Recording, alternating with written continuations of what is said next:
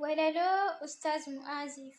Mu'aazumaa tokkicha kakumaa, sodaa tokko malee ija diinaatti himaa, miidiyaarras bahee sagaleen gungumaa, waa'ee diinii yaada bara yeroo hundumaa. Suutaan hin jarjaruu akeekkatee ilaalaa, dubbiin ni dubbatu barrasaasa caalaa, quraanaaf hadiisaan hundumaa madaalaa. Quraanaaf hadiisaan hundumaa madaalaa. Maqaa Rabbiif nabii lallabeeti faarsaa, hundaaf hin kennamtu kun isaaf badhaasaa, eenyutu dandahee isa harkaa harcaasaa, aduwwiin bilaashaa ofuma dhamaasaa, aduwwiin bilaashaa ofuma dhamaasaa.